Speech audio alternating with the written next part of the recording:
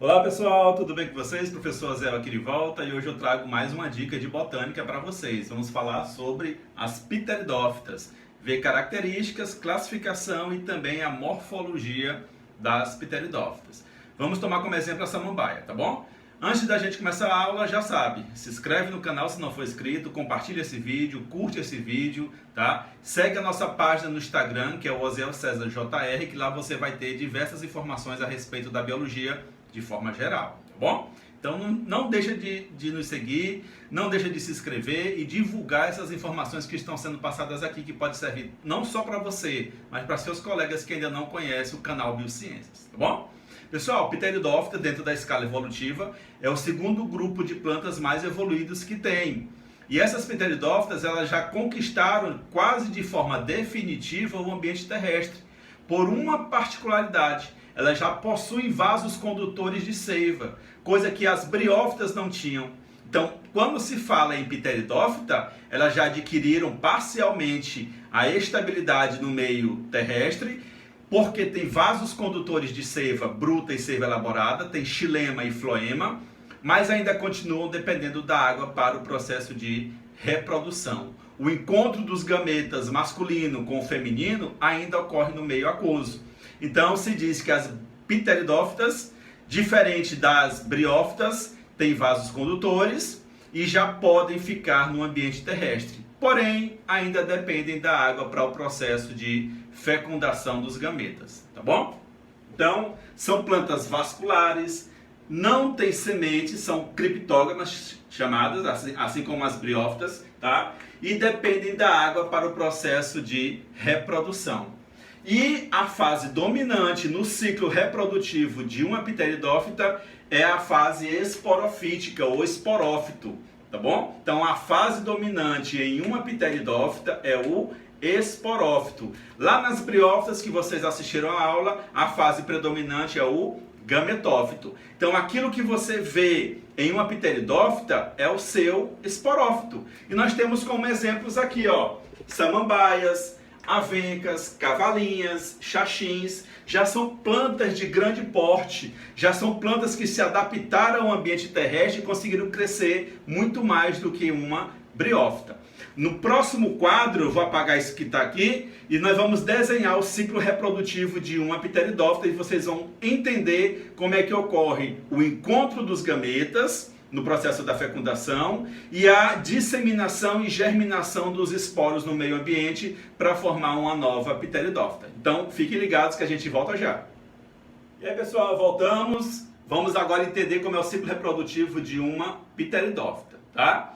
Vimos na aula passada, no slide anterior, que as pteridófitas já conquistaram de forma parcial o meio terrestre, porque tem vasos condutores de seiva bruta e seiva elaborada, tem xilema e floema, e além disso elas vão ter agora tecidos verdadeiros. Então vamos tomar como exemplo aqui essa samambaia. E a gente observa que ela vai ter raízes, vai ter caule e vai ter folha, tá? E essas estruturas vão dar uma maior sobrevivência dessas plantas no ambiente terrestre. Porém, as pteridófitas ainda continuam dependendo da água para o encontro dos gametas para o processo de fecundação. Então tem raízes, tem caule, tem folhas. Se você tiver já observado uma samambaia da sua mãe, da sua avó, da sua tia, da sua vizinha, você vai observar que embaixo de cada folíolo vai ter algumas estruturas meio pretas, meio amarronzadas. Essas estruturas são chamadas de soros. Lembra o nome, soros. Então ampliamos aqui de um folíolo um soro. Dentro do soro vai ter o esporângio. Esporângio é uma estrutura que produz esporos. Toda a samambaia em si é um esporófito. E por ser um esporófito vai ser diploide. Consequentemente, o soro também vai ser diploide e o esporângio vai ser diploide.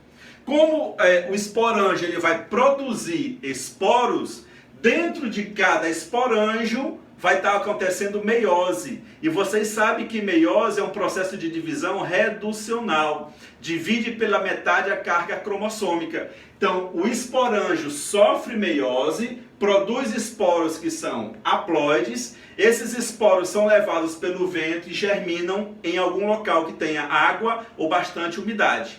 Ao germinar, esses esporos vão dar origem ao gametófito. E gametófito é uma estrutura que produz gametas. Nas samambaias, nas pteridófitas de forma geral, esse gametófito aqui, ele vai ter uma particularidade.